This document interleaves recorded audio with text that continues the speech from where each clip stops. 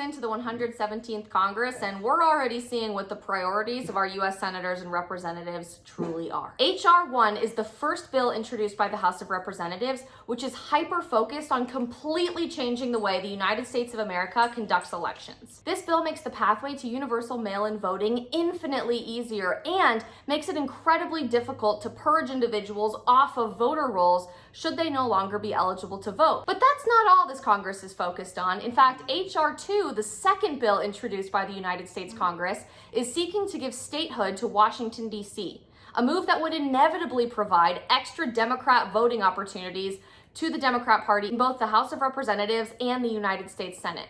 For those that don't know, Washington, D.C. is overwhelmingly leftist, so to claim that this isn't a political move is a bit naive. And of course, impeachment. When Congress should be focusing on opening our economy, getting people back to work, reinstating the opportunity to go to school in person, and helping the millions of Americans facing unprecedented economic hardship due to COVID-19, instead, they're focusing on squashing the idea of the Make America Great Again movement altogether. President Trump is no longer in office and is no longer a civil officer of the United States, someone eligible to be impeached in the first place. Yet the House of Representatives rushed through a 2-hour process to impeach this president, not for the first time, but the second, quickly before he left office and Joe Biden was inaugurated as our 46th president of the United States.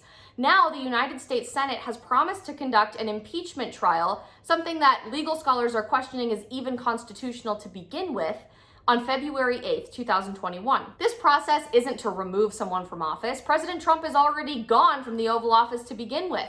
Instead, this is about shutting down the idea of the Make America Great Again movement altogether by preventing President Trump from running for office in the future. What individuals in Congress don't realize is that the American people are paying attention. We're frustrated with our election process and the lack of transparency and faith we have in the integrity of our democratic elections. We don't want a 51st state added to our 50 states in America. Instead, we want to provide strength to the 50 that already are in existence and honor the vision from our founding fathers to not make Washington, D.C. a state, and instead have it occupy neutral territory so that it doesn't have an extra level of influence over the other 50 states in America. And we're sick and tired of political games like impeachments of people who are no longer in office just to quell the conservative movement. Impeachment can't silence 75 million Americans who are proud to have voted for President Donald Trump. The conservative movement is just gaining momentum in America.